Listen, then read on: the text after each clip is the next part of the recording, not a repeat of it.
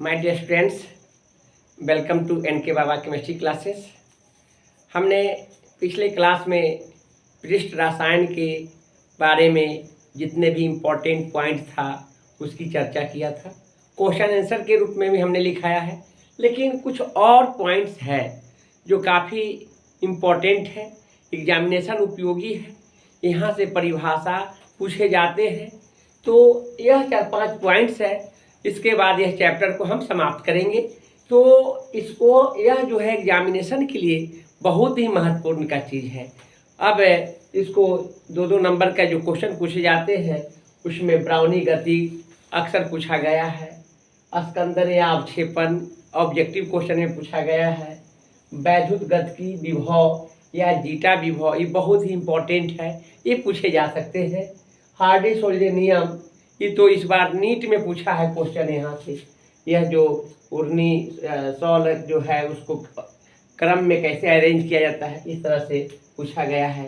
तो फिर रक्सी कोलाइड्स है, यह तो बिहार बोर्ड में एग्जामिनेशन में आया है। तो इस तरह से हम जितने भी टॉपिक्स था टू द पॉइंट एनसीईआरटी का जो है उसको हमने यहाँ पर इंक्लूड किया है। और ये आज का जो टॉपिक्स है यह पृष्ठ रसायन का लास्ट है। इसके बाद हम नए चैप्टर को प्रारंभ करेंगे, वह होगा आपको धातुओं का निष्कर्षण जो 6 यूनिट होगा। तो यहाँ पर हम देखेंगे ब्राउनी गति के बारे में। ब्राउनी गति जो रॉबर्ट ब्राउन थे जिन्होंने 1827 ईस्वी में कोलाइडेड कणों के बारे में बताया, और उन्होंने बतलाया कि कोशिका के अंदर जो तरल पदार्थ होते हैं उनकी जो दिशा होती है वह टेढ़ी मेढ़ी जिगजैग दिशा में वह गति करती है। इसलिए उस गति को रॉबर्ट ब्राउन नामक वैज्ञानिक ने बताया था, इसलिए इसे ब्राउनी गति के नाम से जाना जाता है। यह कोलाइड का एक विशेषता है।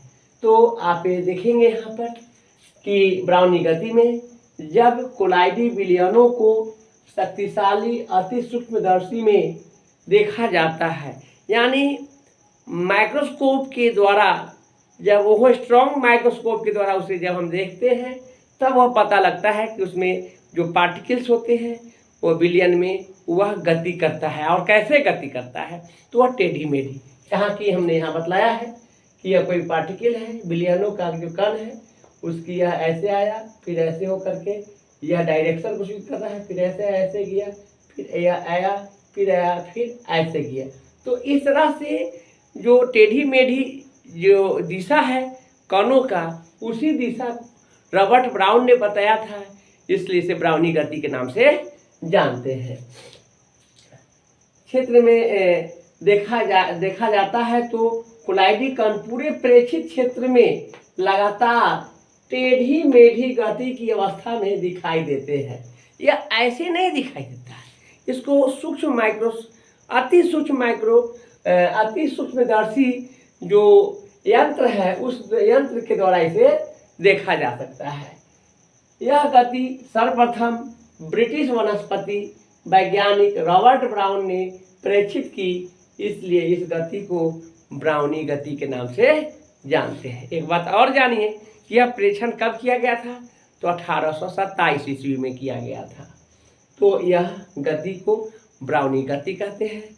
बहुत बहुत महत्वपूर्ण है, इसको याद रखेंगे, इसको VVI लिख ही लीजिए और इसको याद कर जाइएगा, है ना, काफ़ी इम्पोर्टेंट है। इसके बाद नेक्स्ट पॉइंट है स्कंदन या अवक्षेपण। जम जाना, जमने का जो इसमें गुण होता है, या आपको अवक्षेपित होकर बैठ जाना, तो उस गति उस टर्म को हम यहाँ क्या कहेंगे, स्कंदन या अवक्षेपण कहेंगे। कोलाइडी कणों के नीचे बैठ जाने का प्रक्रम स्कंदन या अवक्षेपण कहलाता है। जो कोलाइडी कण है उस नीचे जो भारी कण होते हैं वह जो पेंदी में बैठ जाते हैं उसी को क्या कहते हैं, स्कंदन कहते हैं। आप ये जानेंगे कि ब्लड का क्लॉट होना, थक्का होना, जो भात होता है ठंडे के दिन में उसका जो क्या कहते हैं मार जो होता है वह क्लॉट करके थक्का लेकर बैठ जाता है, तो वो भी क्या है, एक प्रकार का स्कंदन है। दही का जो थक्का होता है क्या है, स्कंदन है। तो इस तरह से हम लोग देखते हैं। या कुछ भी हम लोग जो दवा की उपयोग करते हैं, जो लिक्विड रूप में रहता है, सस्पेंशन कहते हैं उसको, निलंबन, तो उसमें देखते हैं कि भारी कण क्या होता है, वो पेंदी में नीचे की ओर बैठ जाता है, ऊपर उसका पानी जैसा उसका उपलाया हुआ रहता है, तो भी क्या है, एक प्रकार का अस्कंदन या अवक्षेपण है।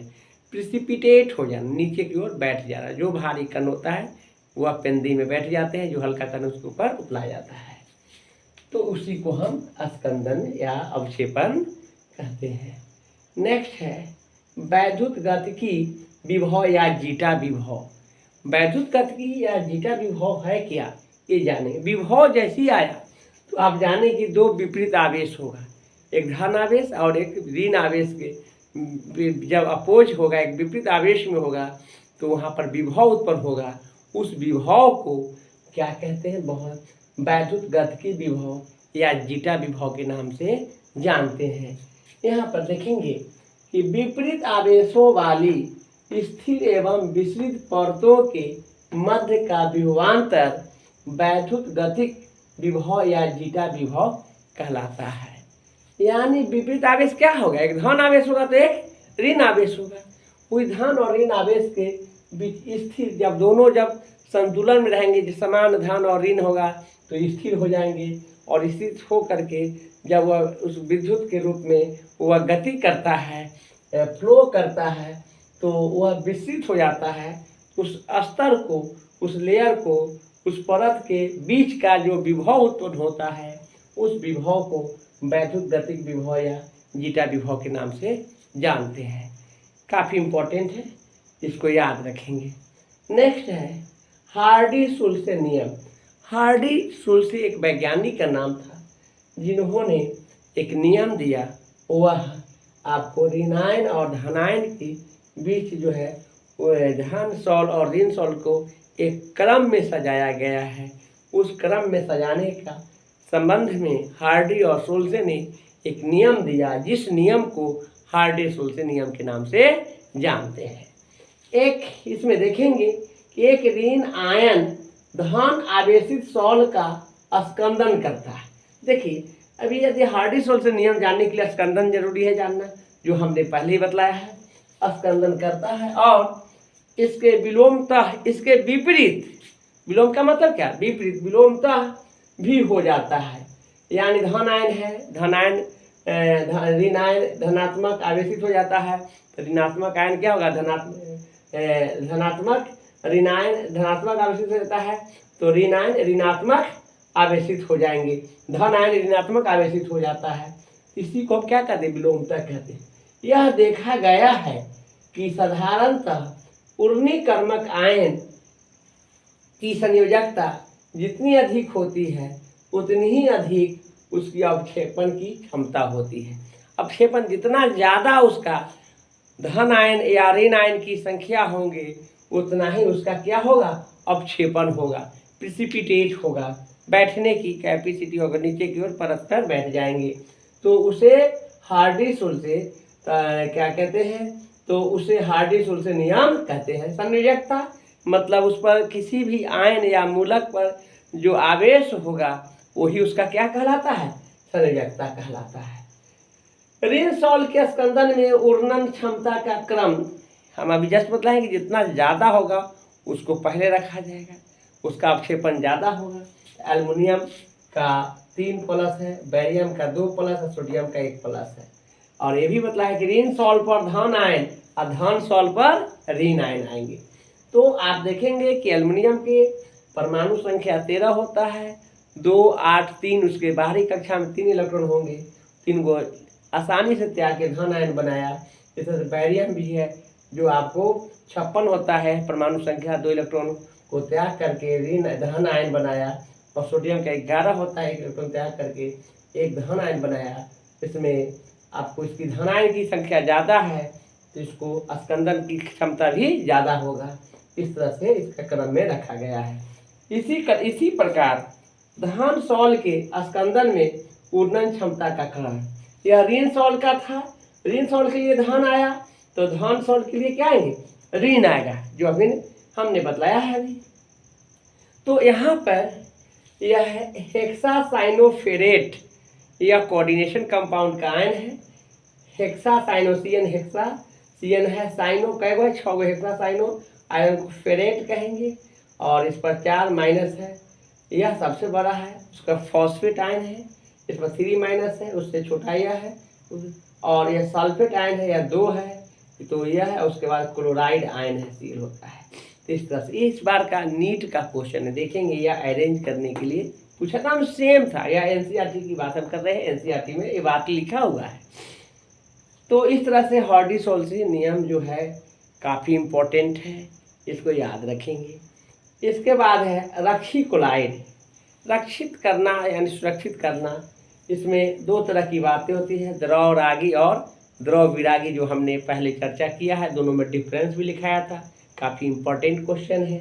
तो द्रव रागी क्लोराइड में द्रव विरागी क्लोराइड के रक्षण का अद्वितीय गुण होता है। द्रव रागी के क्लोराइड में द्रव विरागी का क्या होता है, रक्षित किया जाता है, वह एक अद्वितीय गुण होता है उसका।